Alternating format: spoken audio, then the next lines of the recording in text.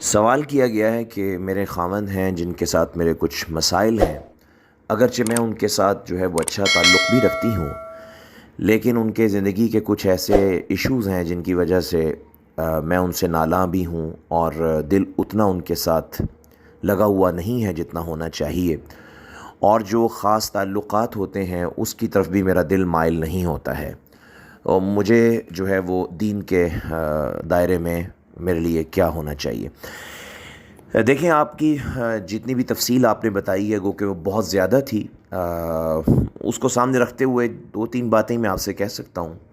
پہلی بات تو یہ ہے کہ آپ زندگی کی حقیقت پہ غور کیجئے۔ ہم سب اس دنیا میں آئے ہیں اور یہاں سے ہمیں بہت جلد چلے جانا ہے۔ ہم ایک امتحان سے گزر رہے ہیں اور ہم نے اپنے رب کو راضی کرنا ہے اور اس امتحان میں کامیاب ہونے کی کوشش کرنی ہے، جو اللہ کی توفیق کے بغیر ممکن نہیں ہے۔ اور تو اللہ کی توفیق پانے کے لیے ہم نے اس کو راضی کرنے والے ہر عمل پر میں پورا اترنے کی کوشش کرنی ہے۔ تو آپ اپنے اس رشتے کو بھی اس تناظر میں دیکھیے کہ یہ ایک جو شادی کا رشتہ ہے مسلمانوں کے ہاں، اہل ایمان کے ہاں، یہ ایک عبادت ہوتا ہے اور اس کو عبادت کے طور پہ ڈیل کرنا چاہیے۔ یعنی ہم اس میں جب ایک دوسرے کے حقوق پورے، یعنی خاوند اور بیوی جب ایک دوسرے کے حقوق پورے کر رہے ہوتے ہیں تو وہ حقیقت میں اللہ کو راضی کر رہے ہوتے ہیں اور اللہ کی رضا کے لیے ہی یہ کام کر رہے ہوتے ہیں۔ سو ان کا یہ عمل عبادت ہوتا ہے اور اس کو عبادت سمجھ کے ہی کر رہے ہوتے ہیں۔ خالص دنیاوی معنوں میں اور خالص مادی معنوں میں کبھی بھی اہل ایمان اپنا کوئی عمل سر انجام نہیں دیتے۔ وہ تو جو ان کے ازدواجی تعلقات ہیں ان کو بھی وہ اللہ کی رضا کے لیے سر انجام دیتے ہیں۔ رسول اللہ صلی اللہ علیہ وسلم نے صحابہ کو یہ بات بتائی تھی کہ تم جو اپنے ازدواجی تعلقات قائم کرتے ہو وہ بھی اللہ کے ہاں صدقہ بن جاتا ہے اور نیکی اور ثواب بن جاتا ہے۔ اور صحابہ اس پہ ابتدائی طور پہ تو حیران بھی ہوئے اور حضور نے فرمایا کیوں نہیں؟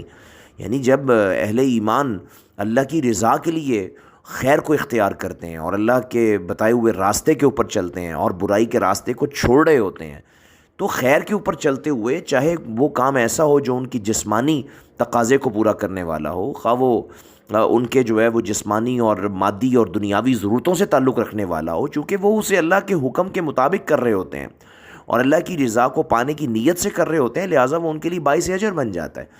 سو آپ اپنے اس شادی کے تعلق کو اسی نوعیت سے لے کے چلیے۔ اپنے خاوند کے ساتھ جو آپ کا تعلق ہے اصلاً یہ عبادت ہے اور آپ اس کو اللہ کی رضا کے لیے کر رہی ہیں، اور وہ بھی آپ کے ساتھ جس تعلق میں رہ رہے ہیں وہ بھی اللہ کی رضا کے لیے رہ رہے ہیں۔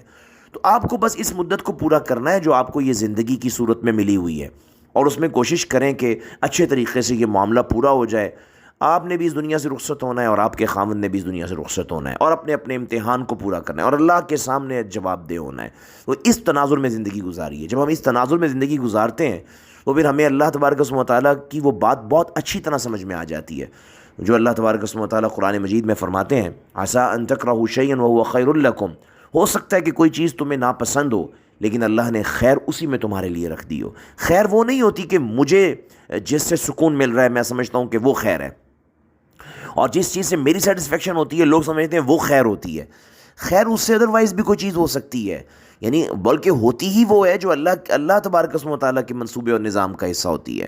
یعنی اللہ جو ہے وہ ہمیں کسی عمل کے عوض میں اور ہمارے کسی کام کے عوض میں اللہ ہمیں برکتیں عطا فرما دیں، ہماری اولادوں کی زندگیوں میں دین کو جاری فرما دیں اور ہمیں وہ کامیاب کر دیں، ہمیں دنیا میں دین کے اوپر رہنے کا موقع دے دیں اور ہماری موت ایمان کے اوپر ہو جائے اور ہم مرنے کے بعد اللہ کے سامنے پیش ہوں تو وہ اللہ ہم سے راضی ہو جائیں۔ یہ ساری خیر ہوتی ہے، اور خیر کی اس کے علاوہ بھی کئی ڈائمنشنز ہوتی ہیں اور خیر کی اس کے علاوہ کئی گہرائیاں ہوتی ہیں، اور ہمیں معلوم نہیں ہوتا ہمیں کرنا کیا ہے۔ ہمیں یہ کرنا ہے کہ جو چیز ہمیں ناپسند بھی ہے اگر وہ اللہ تبارک و تعالیٰ کے حکم پر چلتے ہوئے ٹھیک ہے اور اللہ کے حکم کا تقاضا ہے، ہمیں اسے پورے کرتے رہنا چاہیے۔ انشاءاللہ ہمیں خیر مل جائے گی اور اللہ ہمارے دل کو راضی بھی کر دیں گے۔ سو پہلا آپ کے لیے معاملہ تو یہی ہے اور خلاصہ یہی ہے، اور اس کے لیے اگر آپ چاہیں اپنے دل کے اطمینان کے لیے تو آپ دعائیں کیجئے، اذکار کیجئے، اور اس میں جو ہے سب سے زیادہ یاد رکھیے خاوند اور بیوی کے تعلق میں سب سے زیادہ جو حائل ہوتا ہے اور سب سے زیادہ جو رکاوٹ ہوتی ہے وہ رکاوٹ شیطانی ابلیسی ہوتی ہے. ابلیس کا خاص ایجنڈا ہے فیملی سسٹمز کو تباہ کرنا. سو اس کے لیے سورۃ الفلق کی زیادہ سے زیادہ تلاوت کیجیے. سورۃ الفلق جو ہے، قل اعوذ برب الفلق جو ہے، اس کو اپنا خاص وظیفہ بنا لیں. نمازوں کے بعد اس کو پڑھیں، اور اسی طرح صبح بھی 3 مرتبہ پڑھیں، شام کو بھی 3 مرتبہ پڑھیں. پھر اعوذ باللہ من الشیطان الرجیم کہہ کر اپنے بائیں طرف تھتکاریں. یعنی تھتکارنا ہے، مطلب باقاعدہ آپ نے جو ہے وہ ایسا نہیں ہے کہ تھوک پھینکنی ہے، لیکن یہ کہ تھتکارنا ہے اپنی بائیں طرف، یہ نیت کر کے کہ شیطان کے اوپر اللہ کی لعنت بھیج رہے ہیں، اور اعوذ باللہ من الشیطان الرجیم پڑھ رہے ہیں. اور یعنی ان طریقوں سے، وظیفوں کے ذریعے سے، اللہ کے ساتھ تعلق کے ذریعے سے، دعاؤں کے ذریعے سے، قرآن کی تلاوت کے ذریعے سے، اور پھر اس تفہیم کے ساتھ اور اپنی اس مینٹل تھراپی کے ساتھ کہ یہ جو ہے عبادت کر رہے ہیں ہم، اور عبادت میں ظاہر مشقت تو ہوتی ہے، اور عبادت میں ظاہر ہے کہ تھوڑی سی مشکل تو اٹھانا پڑتی ہے، اور اسی مشقت اور مشکل کو برداشت کرنے کی وجہ سے ہی تو عبادت کا پھر صلہ ہے، اور عبادت کا جو ہے عظیم الشان ثواب ہے ہمارے لیے. اور یہ تھوڑی سی مدت ہے. زندگی کی بہت ساری بہاریں تو ویسے گزر گئیں، اور جتنی زندگی رہ گئی ہے انشاءاللہ وہ بھی اب کٹنے والی ہے، اور کٹ ہی جانی ہے. وہ ہم اس میں کوئی ایسا فیصلہ کر لیں جس پہ اللہ ناراض ہو جائیں، یا جس میں ہماری زندگی اور زیادہ دین اور جو ہے وہ خیر کے پہلو سے مشکل میں پڑ جائے، اور تو وہ بھی زندگی کٹنی ہے، اور لیکن اس سے نتیجہ جو ہے وہ اچھا نہیں نکلے گا. اور اس سے کم از کم یہ ہے کہ اگر یہاں کچھ مشکل پیش بھی ہو رہی ہے تو نتیجے تو اچھے نکل آئیں گے، اللہ تو ہم سے راضی ہو جائیں گے. اور انشاءاللہ ہماری اولادوں میں اس کے عوض میں جو ہم مشقت اٹھائیں گے، مشکل اٹھائیں گے، اس کے عوض میں اگر یہ ہو جائے کہ ہماری نسلوں میں دین جاری ہو جائے، ہم اس دنیا سے چلے جائیں، ہماری اولادیں دین والی بن جائیں، اور پھر وہ بھی چلی جائیں، اور پھر ان کی اولادیں دین والی بن جائیں، تو یہ سب سے بڑی اچیومنٹ آپ کی یہی ہوتی ہے کہ آپ نے اس دنیا میں جو پودا لگایا اپنی اولاد کی صورت میں، وہ دین پہ کھڑا ہو جائے، اور پھر وہ پودا آگے بھی دین کے پودے لگاتا چلا جائے.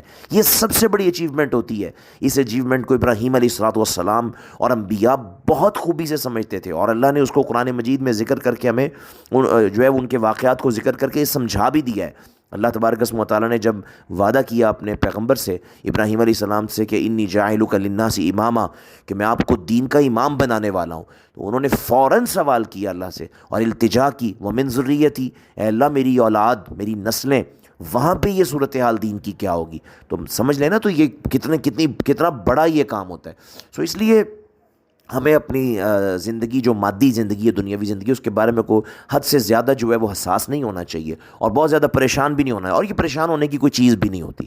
پریشان ہمیں آخرت کے لیے ہونا ہے، پریشان ہمیں وہاں کے اللہ کے سامنے پیش ہونے والے معاملے میں ہونا ہے. اس کو اتنا زیادہ سیریس نہیں لینا چاہیے. یہ زندگی بس، اس میں جو سیریس لینے والی چیز ہے وہ یہی ہے کہ یہ زندگی اللہ کی بندگی میں گزر جائے، یہ زندگی اللہ کے حکم پہ گزر جائے، اور خیر کے اوپر گزر جائے، اور گناہوں سے بچ کے گزر جائے. بس یہی ہمارے لیے جو سیریس لینے والی بات ہے وہ یہاں پہ ہے. باقی تعلقات جو ہے اس میں اونچ نیچ ہوتی رہتی ہے. لوگوں کے مزاج کبھی ہم سے ملتے ہیں، کبھی نہیں ملتے ہیں، اور مختلف مزاجوں کے لوگوں کو ایک دوسرے کے ساتھ رہنا بھی پڑتا ہے، اور بسا اوقات بالکل رہنا ضروری ہو جاتا ہے. دنیا کے تقاضے ہوتے ہیں تو لوگ رہتے ہیں نا، دنیا کے تقاضوں پہ بھی تو لوگ رہ رہے ہوتے ہیں اور بالکل برداشت کر رہے ہوتے ہیں. تو اگر ایک اللہ نے تقاضا پیدا کیا تو ہمیں اس کو برداشت کر لینا چاہیے. لیکن پھر بھی اگر ہم سمجھیں کہ نہیں، اس میں مشکل پیش آ رہی ہے، تو ہمیں آپس میں بیٹھ کے اس کو ڈسکس کرنا چاہیے، اچھے طریقے سے اس کے اوپر غور و فکر کر لینا چاہیے، اور اس میں جتنی گنجائش نکلتی ہے وہ نکالنے میں بھی حرج نہیں ہے. مطلب اگر آپ کا دل نہیں چاہتا کہ اس ازدواجی تعلقات یا یہ کہ خصوصی جو ہے وہ جو تعلقات ہیں وہ قائم ہوں، تو آپ بیٹھ سکتے ہیں، ایک دوسرے سے بات کر سکتے ہیں، اور اپنے حقوق کے سلسلے میں کچھ حقوق سے دستبردار ہونے کے بارے میں غور و فکر کر سکتے ہیں. لیکن آپس کی رضامندی کے ساتھ اگر کچھ چیزیں طے ہو جائیں تو وہ اچھی بات ہے، ہو جائیں تو ٹھیک ہے. اور اگر وہ طے نہیں ہوتی ہیں، ایک فریق کہتا ہے کہ جو میرے حقوق طے کیے ہیں اللہ نے وہ بالکل میں نے لینے ہی لینے ہیں، دوسرا کہتا ہے کہ میں نے بھی لینے ہی ہیں، اور دونوں جو ہیں لینا بھی چاہتے ہیں اور ایک دوسرے کے حقوق کو پورا کرنا بھی نہیں چاہتے یا ان سے ہو نہیں سکتے، تو اس کے لیے پھر راستہ ایک ہی رکھا ہوا ہے اللہ تبارک و تعالیٰ نے کہ پھر گھروں کو جو ہے وہ جہنم نہ بنایا جائے. پھر آپ علیحدگی کا راستہ اختیار کر لیں. اس میں جو ہے وہ اللہ نے پورے کے پورے ضابطے بیان کر دی ہیں کہ وہ جدائی اور علیحدگی جو ہے وہ کس طرح سے ہوگی. تو بہرحال یہی 2-3 سٹیپس ہیں جو ہم کر سکتے ہیں، اور ہمیں اسی تناظر میں جو ہے وہ اپنی زندگی کا فیصلہ کر لینا چاہیے، اور پھر اس پر قناعت کے ساتھ جو کرنے کا کام ہے اس پہ توجہ دینی چاہیے. اس کام کو بس اتنی توجہ دے کے ایک دفعہ اس کو سیٹ کر کے پھر جو ہے وہ ہمیں اپنے اصل کام پہ لگنا ہے. اللہ تبارک و تعالی ہمیں علم نافع عطا فرمائے. واللہ اعلم بالصواب.